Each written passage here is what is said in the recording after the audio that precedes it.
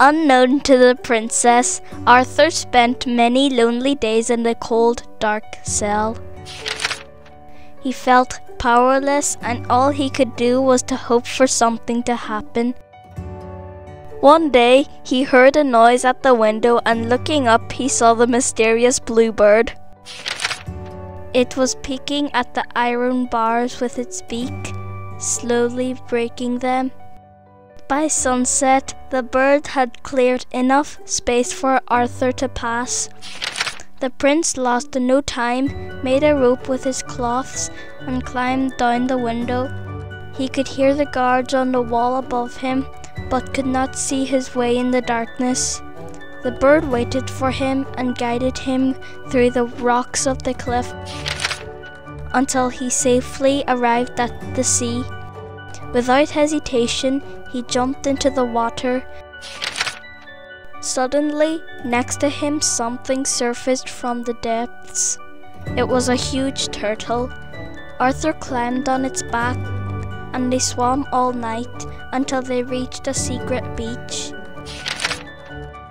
Arthur could see the endless dunes of the desert and knew that from there he could reach the palace of the princess. But the greatest joy he felt when he spotted a small oasis close by with a water pool, a camel drinking, and several plants of red poppies blooming. Arthur could not believe his luck and was so grateful to all the animals for their help. Meanwhile, at the palace, everyone was getting ready to receive an important guest, the great Khan of the desert.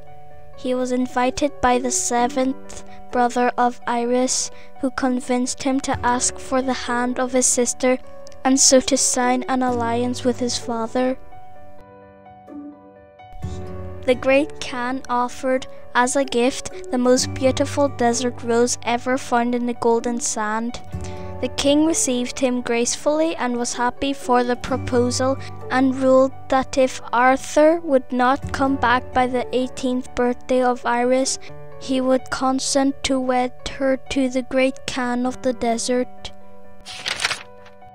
Iris was in anguish. She ran back into her room, and in burning frustration, she threw the desert rose from her window, smashing it. Poor Iris, no matter how upset you are, you should never harm nature because it always has consequences. It took thousands of long years for the desert to make that rose. It was the biggest and most beautiful, and the desert loved it. So when the desert heard its rose being smashed, it was very displeased. Arthur was in that moment crossing the dunes on his camel. Suddenly, the sand underneath him shifted, and both the prince and the animals started sinking. The desert was having its revenge. Powerless, the prince saw the camel run away while he sank more and more, unable to climb up. Do you remember the flying horse that the good merchant gave to the prince? The servant at the palace heard a loud noise and saw the powerful animal kick the door of the stable open and take to the sky.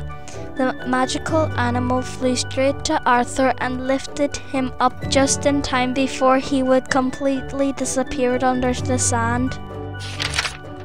It then brought the exhausted prince to the house of the good merchant, safe, but the red poppy was lost forever under the moving sands of the desert.